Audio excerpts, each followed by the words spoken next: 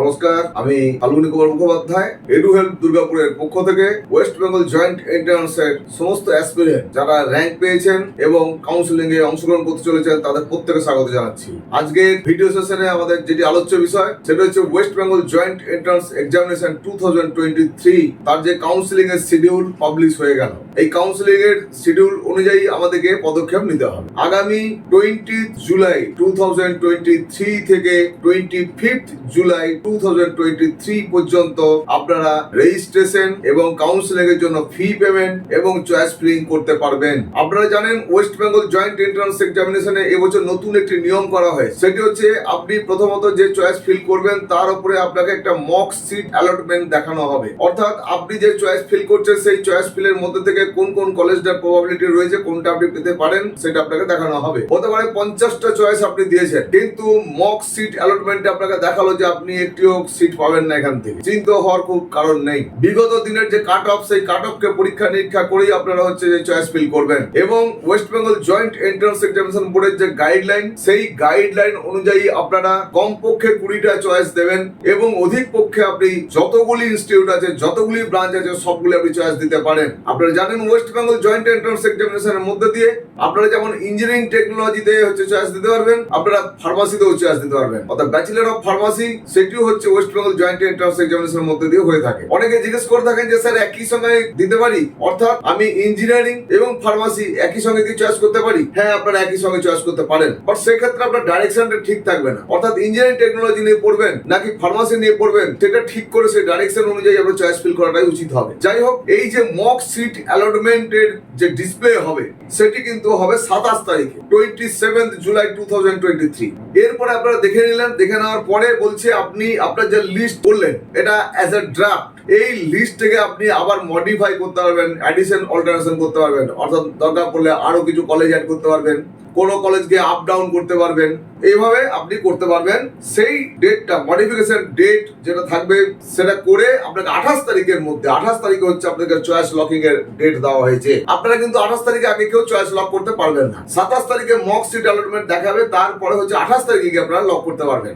Lock বটনটাকে enable করে দিলে অনেক ক্যান্ডিডেটরা ভুল করে আগেই লক করে ফেলে না চাওয়া সত্ত্বেও, তাই এটা সেফ গার্ডের জন্য রাখা হয়েছে। অনলি 28 তারিখে আপনারা গিয়ে আপনার চয়েস লক করতে পারবেন এবং আপনি আপনার চয়েস লক করে তার প্রিন্ট নিয়ে নেবেন। কেন চয়েস লক করে সাবমিট করার পরে যেটা নেবেন সেটা হচ্ছে অথেন্টিক। আপনি অনেকে হচ্ছে যে চয়েস লক করার আগে ওই ড্রাফটটাকে হচ্ছে আপনারা সেভ করে রাখেন, ওটা কিন্তু কোনো কাজের নয়। নেক্সট হচ্ছে ফার্স্ট রাউন্ডের যে রেজাল্ট পাবলিশ হবে সেটি হবে 1 আগস্ট 2023। এই 1 আগস্ট 2023 তে আপনাদের যখন ফার্স্ট রাউন্ডের রেজাল্ট ডিক্লেয়ার হয়ে গেল, এরপরে হচ্ছে যে আপনি যখন সিট পেয়ে গেলেন আপনাকে সিট অ্যাকসেপ্টেন্স ফি আপনাকে জমা করতে হবে। সিট অ্যাকসেপ্টেন্স ফি জমা করবেন, জমা করার পরেই কিন্তু আপনার যে সিট অ্যালটমেন্ট হলো সেই সিট লেটারটাকে আপনি ডাউনলোড করতে পারবেন, তার আগে কিন্তু পারবেন না।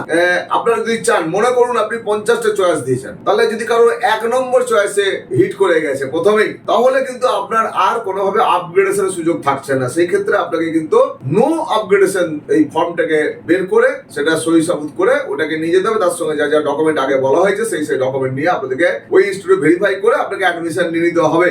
অথবা আপনাকে ইচ্ছা করলে আপনি অ্যাডমিশন নাও নিতে পারেন, বাট আপনি ফার্স্ট চয়েস যেহেতু লেগে গেছে, হয় আপনাকে অ্যাডমিশন নিতে হবে, না হলে কিন্তু আপনি টোটাল এই কাউন্সিলিং সিস্টেম থেকে বাদ হয়ে যাবেন। মপ আপ রাউন্ডেও কিন্তু আপনি আর সুযোগ পাবেন না। যদি 2 বা তার নিচের যে কোনো চয়েসে আপনার লেগেছে, আপনি আপগ্রেডেশন দিলেন, তাহলে ইয়েস আপগ্রেডেশন ফর্মটাকে ফিল আপ করবেন, তার সঙ্গে ডকুমেন্ট নেবেন। আপনার যে ইনস্টিটিউটে হচ্ছে আপনি সিট পেয়েছেন সেই ইনস্টিটিউটকে আপনাকে ভেরিফাই করাতে হবে এবং ইয়েস আপগ্রেডেশন ফর্মটা আপনি ওখানে জমা দেবেন এবং আপনি যে ডকুমেন্ট ভেরিফিকেশন করলেন তার জন্য আপনার স্লিপ করা দেবে।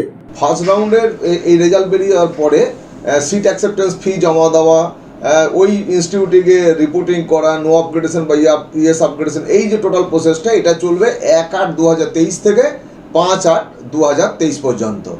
এরপর আপনাকে ওয়েট করতে হবে সেকেন্ড রাউন্ডের জন্য।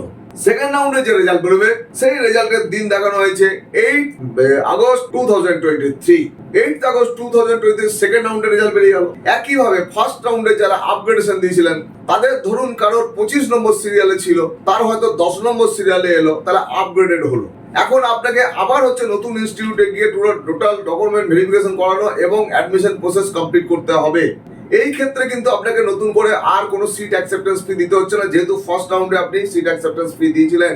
আর ফার্স্ট রাউন্ডে যারা সিট পাননি তার যদি সেকেন্ড রাউন্ডে সিট পান তাহলে সেই ক্ষেত্রে আপনাকে সিট অ্যাকসেপ্টেন্স ফি জমা দিতে হবে এবং আপনাকে সমস্ত ডকুমেন্ট নিয়ে ইনস্টিটিউটে গিয়ে আপনার অ্যাডমিশন প্রসেস কমপ্লিট করতে হবে। যদি এই রাউন্ডই হচ্ছে জেনারেলি আমাদের ফাইনাল রাউন্ড, এরপরে মপ আপ রাউন্ড, সেটা স্পেশাল রাউন্ড অ্যাকচুয়ালি, তাহলে এই ফাইনাল রাউন্ডে আপনি অ্যাডমিশন প্রসেস যদি কমপ্লিট না করেন, যারা সিট পেলেন, আপনারা যাদের 2 বা তার নিচের যে চয়েসে পেয়েছেন এবং আপগ্রেড দিয়েছিলেন কিন্তু আপগ্রেডের 1 নম্বর আপনার হয়নি, সেই ক্ষেত্রে আপনি অ্যাডমিশন নাও নিতে পারেন এবং অ্যাডমিশন না নিলে আপনি কিন্তু মপ আপ রাউন্ডে অংশগ্রহণ করতে পারবেন। কিন্তু যদি আপনার 1 নম্বর চয়েসে হিট করে যায় তাহলে আপনার ম্যান্ডেটরি নিতেই হবে। ফার্স্ট রাউন্ডে যারা সিট পাননি, সেকেন্ড রাউন্ডে এসে পেলেন, সিট অ্যাকসেপ্টেন্স ফি দিলেন, ওখানে গিয়ে দেখা করলেন, ভেরিফিকেশন করালেন, এবারে আপনাকে সিদ্ধান্ত নিতে হবে যে আপনি আপনার যে চয়েস ফিল ছিল সেখানে 1 নম্বরে লেগেছে কিনা। যদি 1 নম্বরে না লেগে থাকে তাহলে আপনিও ভর্তি নাও হতে পারেন।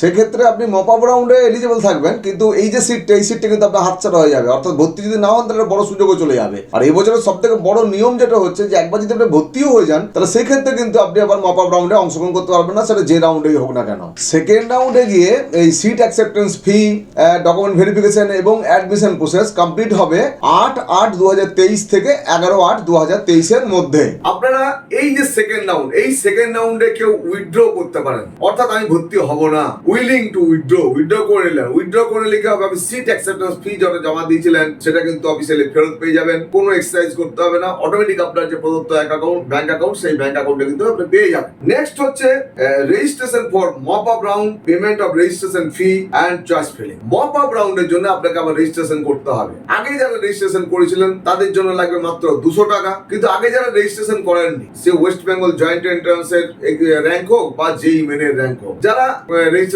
করেনি তাদেরকে কিন্তু 1000 টাকা দিয়ে রেজিস্ট্রেশন করতে হবে। এবং এই রাউন্ডে গিয়ে, মপ আপ রাউন্ডে গিয়ে যে সিট ম্যাট্রিক্স, সেই সিট ম্যাট্রিক্স অনুযায়ী আপনাদেরকে আবার চয়েস ফিল করতে হবে। যে চয়েস ফিল করবেন মপ আপ রাউন্ডে, মপ আপ রাউন্ডে চয়েস ফিল করার পরে এরও হচ্ছে একটা মক সিট অ্যালটমেন্ট আপনাকে দেখানো হবে যে আপনি কোথায় পেতে পারেন বা পারেন। আপনি যে লিস্ট দিলেন সেই লিস্টের মধ্যে কোনো কলেজে পাচ্ছেন কিনা সেটা আপনাকে বলে দেওয়া হবে। সেই অনুযায়ী হচ্ছে আপনি আপনার লিস্টটাকে মডিফাই করতে পারবেন, অথবা অ্যাডিশন অল্টারেশন করতে পারবেন, চেঞ্জ করতে পারবেন।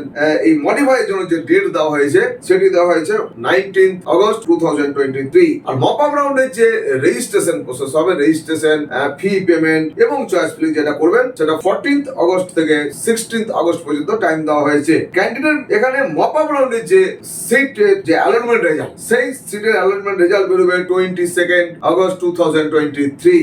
এরপরে আপনাদেরকে আবার একইভাবে যারা পেলেন এই মপ আপ রাউন্ডে এসে, তাদেরকে কিন্তু সিট অ্যাকসেপ্টেন্স ফি জমা দিতে হবে। সিট অ্যাকসেপ্টেন্স ফি জমা দিয়ে ওই ইনস্টিটিউটকে ভেরিফাই করাতে হবে এবং অ্যাডমিশন প্রসেস কমপ্লিট করাতে হবে, কারণ এখানে আর ফার্দার কোনো রাউন্ড নেই। এই হলো আপনাদের West Bengal joint entrance examination 2023 যে কাউন্সিলিং এর শিডিউল বা টাইম টেবিল, সেটা আমি রাখলাম। আগের ভিডিও আপনারা যারা পুরোটা দেখেননি ভালো করে দেখে নেবেন, অনেক কিছু জিনিস জানার আছে।